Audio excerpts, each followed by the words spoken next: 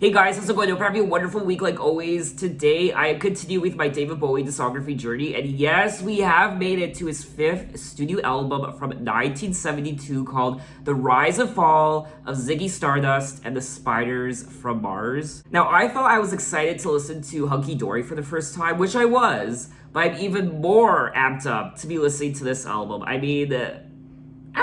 Now, from my understanding, this is one of David Bowie's best albums of all time, if not his best album. It's also classified as one of the greatest albums of all time.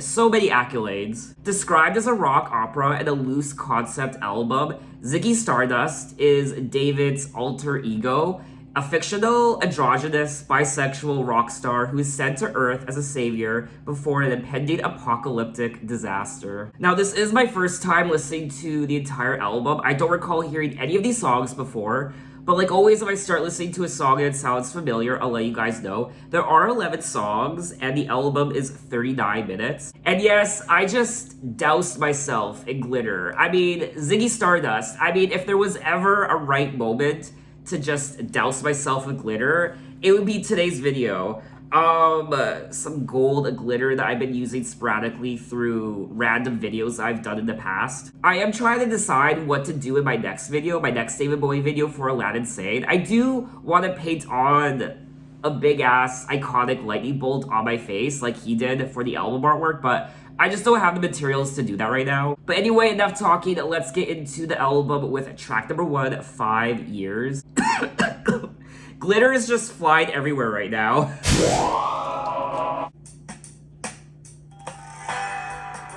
through the market square, we had 5 years left to cry.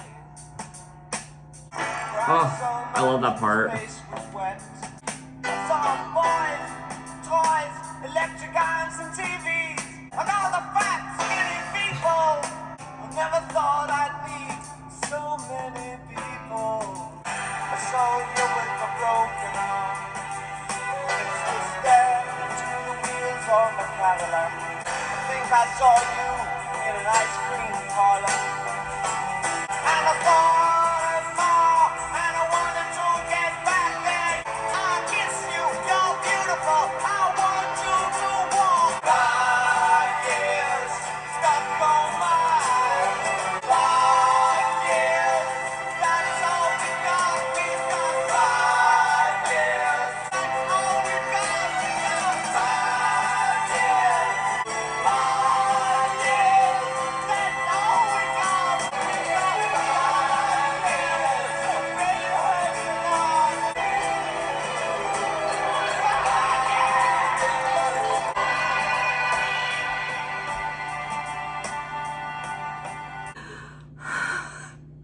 That was the opening track. Oh my god. If that was what the opening track was like, I can only imagine what the rest of the album's gonna be like. Dear God. I just loved how the song just kept building and building and building, and then boom, it just exploded. Hands down, my favorite lead track from any David Bowie album up until now. I found the lyrics to be just as captivating, of course. We have 5 years left to cry in. News guy wept and told us Earth was really dying. Cried so much, his face was wet. Then I knew he was not lying. I heard telephones, opera house, favorite melodies. I saw boys, toys, electric irons, and TVs. And then he tells this story about a girl his age who went off on some kids and hit some tiny children. I think she would have killed them. A soldier with a broken arm fixed his stare to the wheels of a Cadillac. A cop knelt and kissed the feet of a priest. And a queer threw up at the sight of that. Ha! 5 years, that's all we've got. So I don't know what these 5 years are and why they only have 5 years, and I don't know what the reference is in terms of what's gonna happen after these 5 years. Is some sort of apocalypse gonna happen? I don't know. It says here that 5 years is a song that introduces the overarching theme of the album. An impending apocalyptic disaster will destroy Earth in 5 years, And the being who will save it is a bisexual alien rock star named Ziggy Stardust. So it looks like this song is a synopsis of the entire album. It's the overarching theme of what's gonna happen. I'm so excited. I've never been so excited to just... I can't even talk. Oh my god, I'm so giddy. While the first two verses are told from a child narrator, the third is from Bowie, who addresses the listener directly. As the track progresses, it builds intensity before climaxing with strings and Bowie screaming the title. Yes, I love that part. I love the entire song, honestly. I loved everything about it. I don't care if I'm overreacting. This was just, I'm in love. I'm simply in love. Now, I don't know what these Spiders from Mars are. And it says here that the Spiders from Mars were rock singer David Bowie's backing band in the early 1970s. And initially consisted of Mick Ronson on guitars, Trevor Bolder on bass guitar, and Mick Woodmansey on drums. Oh, okay, so it's an actual band. I thought the Spiders from Mars were actual Spiders from Mars. But anyway, I'm just so excited to hear the rest of the album. We're just gonna move on to track number 2, Soul Love. She kneels before the grave of rain, sun, and to rise, fully penetrate her grieving, through the fleeting hours of morning. Love is careless, it is choosing, streaming over blossom velvet. Inspirations have I none, just to touch the flaming dove.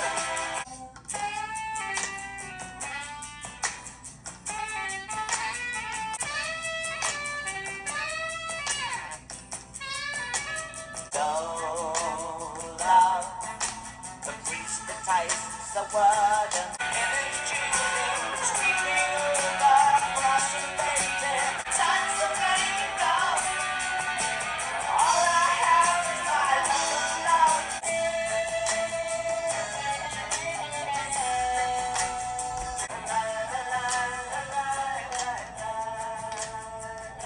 Okay, that was track number 2, Soul Love, and I enjoyed this song. I didn't enjoy it as much as track number 1. Track number 1 was just so epic in scale.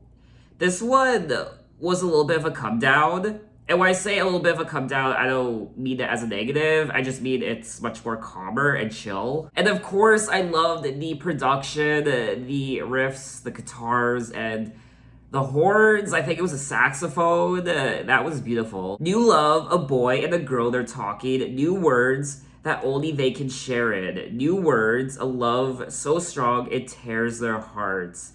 To sleep through the fleeting hours of morning. And then he says, inspirations have I none, just to touch the flaming dove.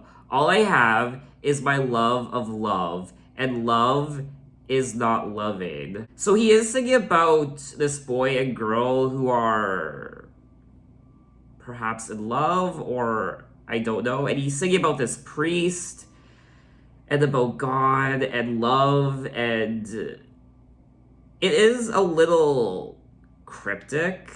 Lyrically, the song is about numerous characters dealing with love before the impending disaster. Okay, I have to remember that there is an impending disaster about to happen, this post-apocalyptic event. It will destroy Earth as described in the opening track. So I guess this is kind of like the calm before the storm. Oh my god, it's like a movie. So we are gonna move on to track number 3, Moonage, Daydream. I'm an alligator. I'll be a rock and roller bitch for you. Yeah. Keep your mouth shut. Keep your electric eye on, baby. Rescue space, no matter. Out to the Moonage, daydream, oh yeah. Lay the real thing on me. The Church of Mad Love. Keep your electric eye on me, baby. Ooh. Ha.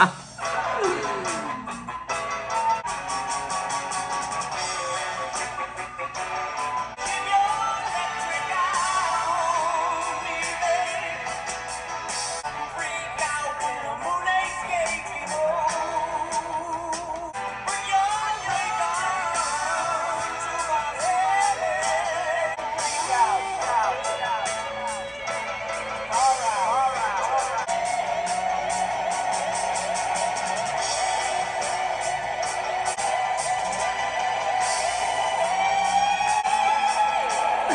I don't even know what I'm doing.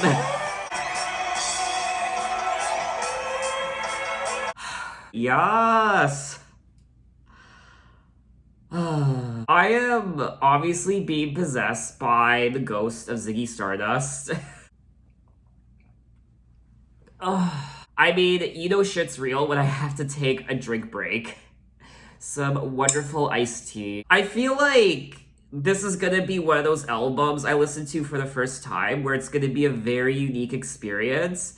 It's gonna be one of those one in a lifetime experiences I sometimes experience on this channel with an album, and when I do experience it, it's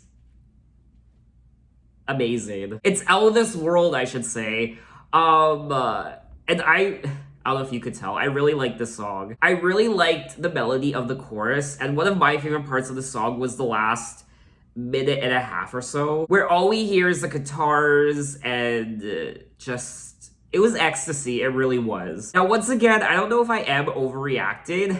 I really don't care at this point. I don't know how I could be overreacting because this is supposedly one of his best albums ever. It's one of the greatest albums of all time, so I feel like I'm not overreacting. It's just so exciting for me to discover an album that just does something to me. There are a lot of times where I do these first listen reaction album review videos, and there are times where I just kind of sit here waiting for something to happen in the music, and a lot of times it just never comes. It's predictable. A lot of times you expect what you're about to hear, but this has been totally unexpected. And it just doesn't go for this album. I've experienced feelings like this on his prior albums as well, but not to this extent.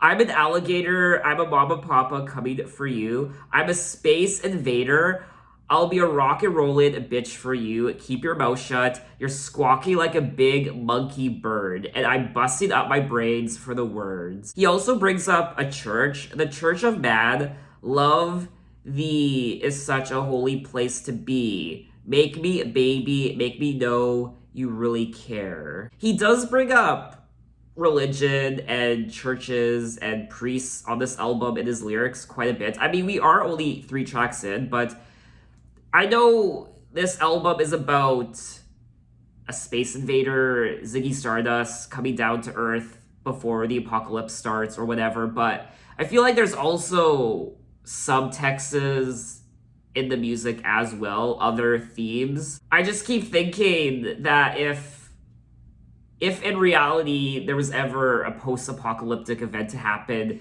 on Earth, in reality, in today's age, then I imagine a lot of people would seek out religion and the church, and they go to pray and what have you, seek refuge. Maybe I'm just reading too much into it. Put your ray gun to my head, press your space face close to mine, love, freak out in a Moonage daydream. It does say here that on the album, the song directly introduces the character of Ziggy Stardust, who describes himself as a bisexual alien rock superstar. I will never get sick of saying that. So it looks like Ziggy Stardust has made his arrival on Earth, and I just have this image of Ziggy Stardust just wandering the streets and just seeing all these weird people living their lives. But we are gonna move on to track number 4, Starman. And I do apologize if I'm kind of running through these songs quite fast, but that's just the energy this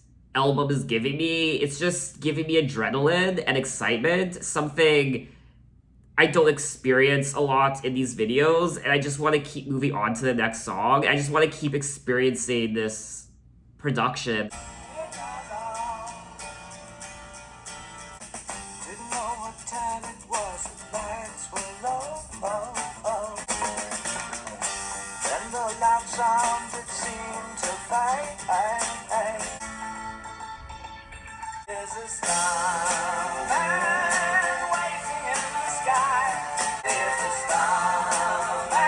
It's all coming back to me.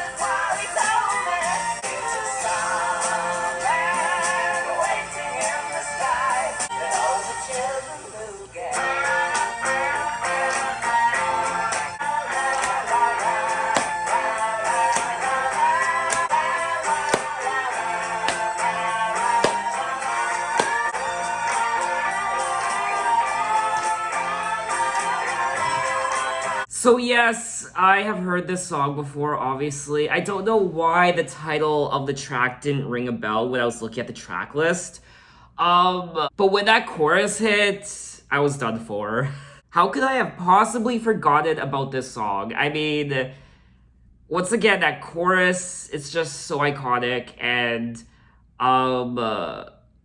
where have I heard this song before? I probably heard it everywhere, but I think there must have been a movie or something. Do you know what this album is also reminding me of? It's reminding me of Rocky Horror Picture Show.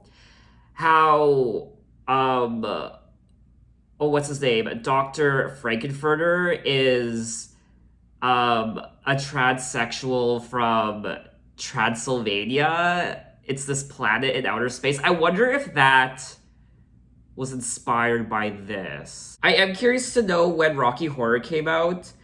It came out in 1975, so 3 years after Ziggy Stardust. So, I don't know, it's a little bit of a coincidence. I could just be reading too much into it. Maybe it is just coincidence. I don't know. There's a Starman waiting in the sky. He'd like to come and meet us, but he thinks he'd blow our minds. There's a Starman waiting in the sky. He's told us not to blow it because he knows it's all worthwhile. He told me, let the children lose it. Let the children use it. Let all the children boogie. And then he goes on to say, don't tell your papa or he'll get us locked up in fright.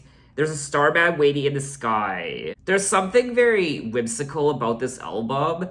In particular, this song. It's like a child's idea or something, this Starman in the sky, and don't tell your papa, and let the children lose it. The lyrics describe Ziggy Stardust bringing a message of hope to Earth's youth through the radio, salvation by an alien Starman. So it looks like Ziggy Stardust is this Starman, the Starman waiting in the sky, and Ziggy Stardust is gonna be their savior. He's gonna save the world from this cataclysmic event that's gonna happen in 5 years. It also says that the chorus of the song is inspired by Over the Rainbow by Judy Garland.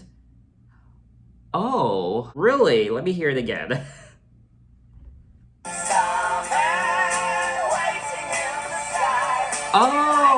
Oh, I can definitely hear it in the production too. Not just the melody. Oh, I would never have put two and two together there. That is so fascinating to me. I just have so much adrenaline going through my body right now. I'm just so hyper.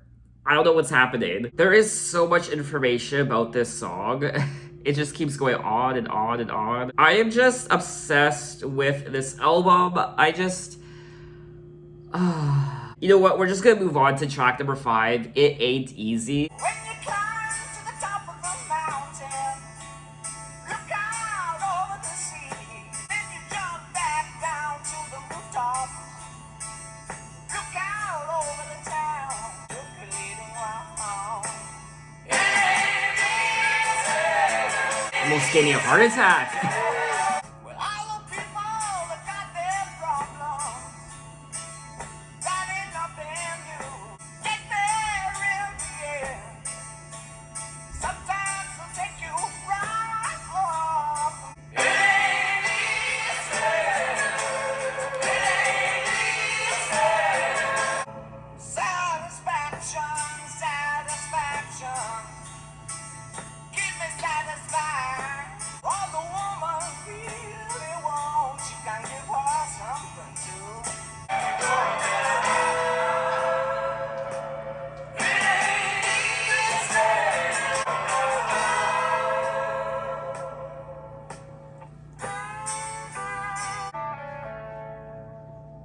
And that was track number 5, It Ain't Easy. Another great song on the album. When it hit that chorus, it almost gave me a heart attack, honestly. It ain't easy to get to heaven when you're going down. Well, all the people have got their problems, that ain't nothing new. With the help of the good Lord, we can all pull on through. Get there in the end. When you jump back down to the rooftops, look out over the town, think about all of the strange things circulating around. It ain't easy to get to heaven where you're going down. I mean, I don't know what I could say about this song that I haven't said about the album and the other tracks already. The production is fire, and his vocals are so passionate, and the stories in the lyrics are so captivating. I am just so intrigued by this Ziggy Stardust character. It does say here that It Ain't Easy was originally recorded for Hunky Dory. The reasons for including It Ain't Easy on the album remain unclear, since there were unused songs which better fitted Bowie's 1972 album Ziggy Stardust. So let's move on to track number 6, Lady Stardust.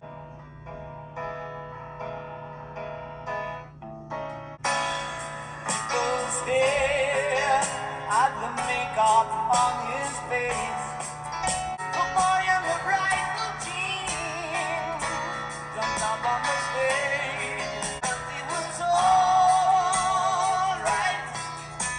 The band was all together, really quiet out of sight, and he sang all night. Boys stood up on their chairs to make their point of view. And it was alright. The band was all together, really quiet by the time, so he sang all night. Oh, how outside when they asked if I knew his name, yes, he was alright, right. And the song went on forever.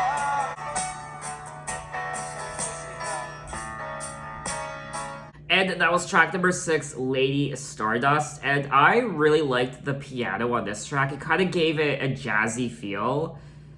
When it comes to the melody and the chorus, I'm not the biggest fan of this song. It didn't grab me as much as a lot of the other songs on the album. People stared at the makeup on his face, laughed at his long black hair, his animal grace. The boy in the bright blue jeans jumped up on the stage, and Lady Stardust sang his songs of darkness and disgrace. Yes, he was alright. The song went on forever. Yes, he was awful nice, really quiet, out of sight, and he sang all night long. Oh, how I sighed when they asked if I knew his name, and he was alright. The band was all together. So it looks like, I don't know, maybe Ziggy Stardust was in the audience or in the crowd of this bar, and there was this woman singing this Lady Stardust, and then this strange boy came on stage, and she started singing his songs. Now, someone did interpret the song by saying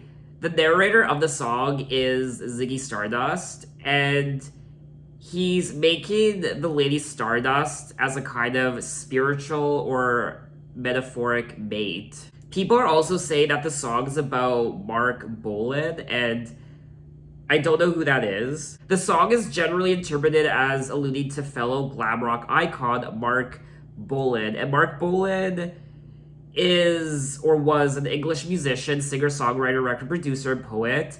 He is known as one of the pioneers of the glam rock movement of the early 1970s with his band T-Rex. I did enjoy the song. I liked the piano and the production. I liked the story of the song, but this isn't one of my favorite tracks on the album. So let's move on to track number 7, Star. I could make it all worthwhile as a rock and roll star. When they tried to change the nation, so enticing to play the part. Like a regular superstar. And they the wild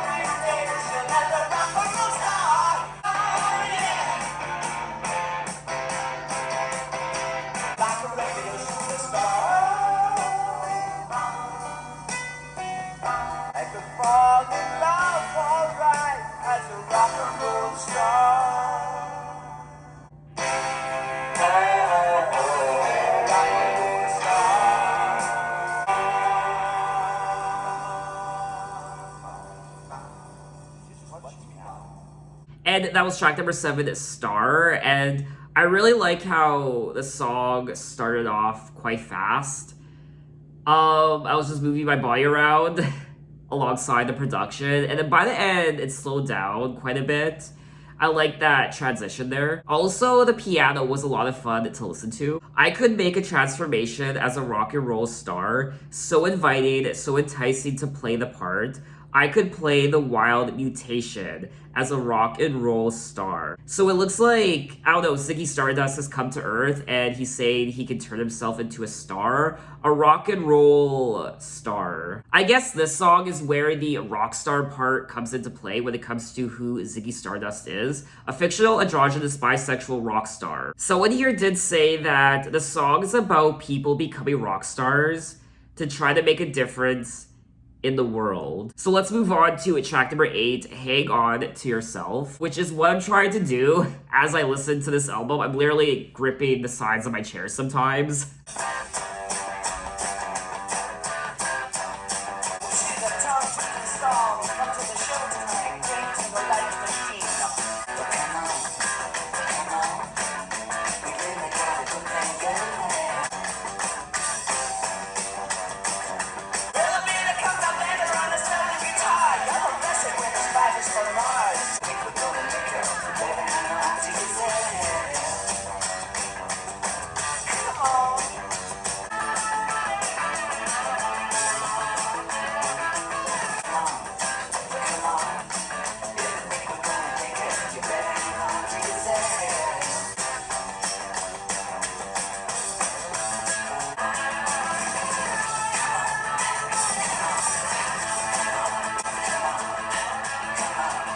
And that was track number 8, Hang On to Yourself. And I definitely feel like this song is one of the songs on the album that has one of the catchiest hooks. Well, come on, we've really got a good thing going. If you think we're going to make it, you better hang on to yourself. We can't dance, we don't talk much, we just ball and play.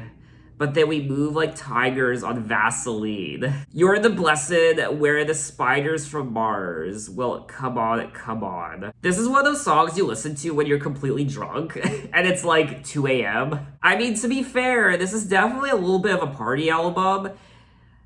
It feels a little bit wrong to be listening to this album when there's daylight. I'm really loving the guitars on this album, in particular the riffs. I mean, they're so much fun to listen to. But anyway, let's move on to track number 9, Ziggy Stardust.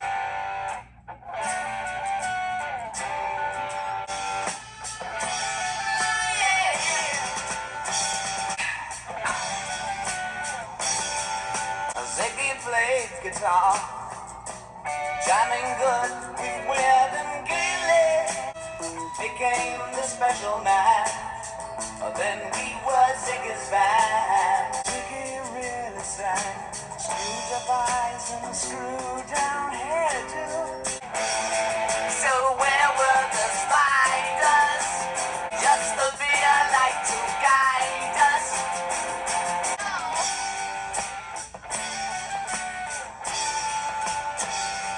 Ziggy played for time, jiving us that we were voodoo, making love with his ego.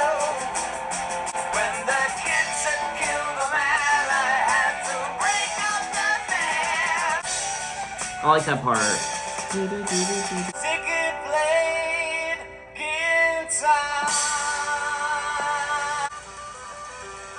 And that was track number 9, Ziggy Stardust. Another great song, and once again, I love the riffs. I love the do-do-do-do-do-do.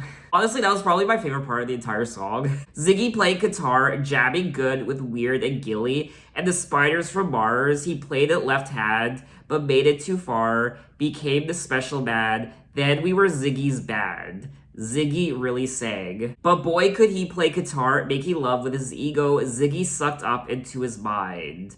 Like a leper messiah. Lyrically, the song is about Ziggy Stardust, a bisexual alien rock star. I'm never going to get sick of saying that. I'm going to just go out in the world and just start saying that randomly to people. The song is about Ziggy Stardust, a bisexual alien rock star who acts as a messenger for extraterrestrial beings. Although Ziggy is introduced earlier on the album, this song is the centerpiece, presenting the rise and fall of the star in a very human-like manner. Oh yes, the rise and fall of Ziggy Stardust. I completely forgot about that. There's a lot to remember, honestly. Okay, the rise and fall, so he is rising. I guess we're entering the stage where he's now falling. Rolling Stone ranked this song on their list of the 500 greatest songs of all time in 2010. So let's move on to track number 10, Suffragette City.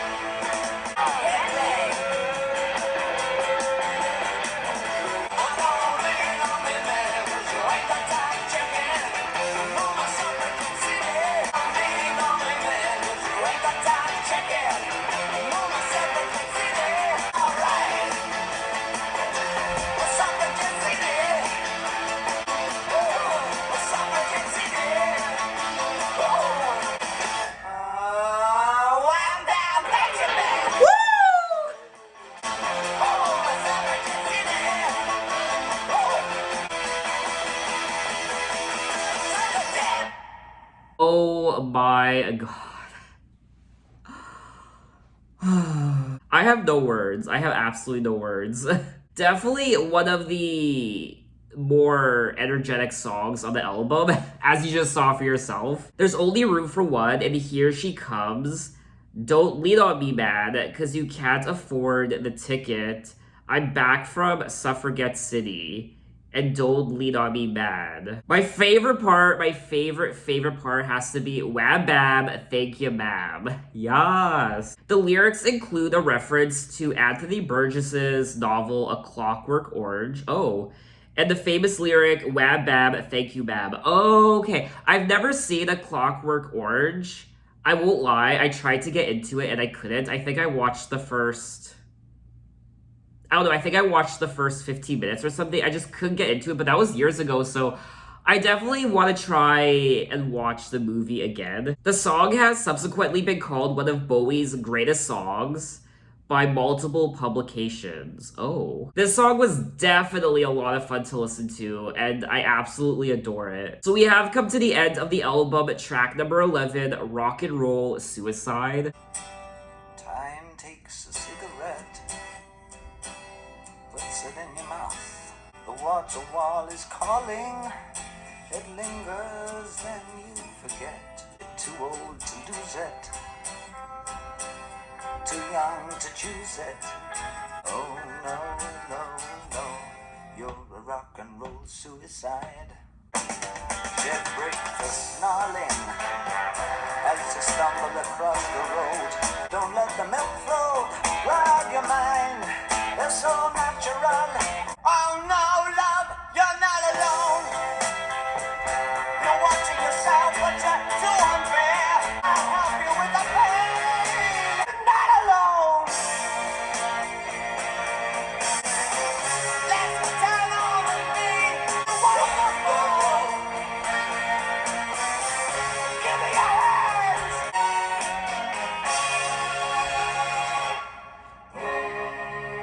And that was the final track. Track number 11, Rock and Roll Suicide. His vocals.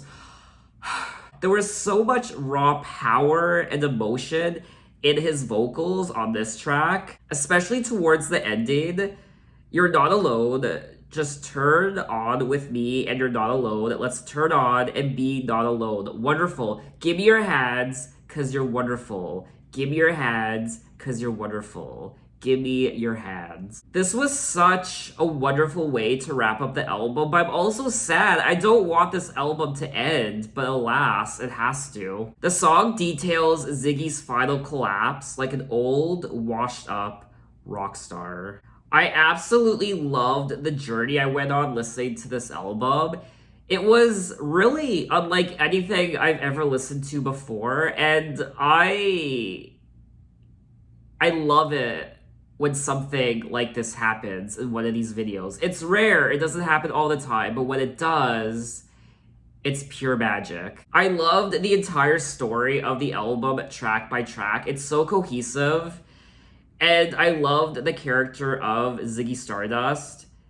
And I just liked the stories he told in all the songs, and the production, the guitar riffs, and it was so energetic and it was so memorable, and it just honestly blew me away. And I'm not just saying that because this album is one of the greatest albums of all time and it's one of his best albums apparently, but I'm saying that because I'm genuinely being honest. If I didn't feel that way, I would have said otherwise. This is just such a strong album from David Bowie, and out of his first 5 albums that I've listened to so far, this one is hands down my favorite. It really does teleport you somewhere else, and it lets you forget about what's going on in your life, and it's like a portal. It's a portal to another world. This entire album really is intoxicating, and it's euphoric. It's so strong, it's so catchy, it's so fun, and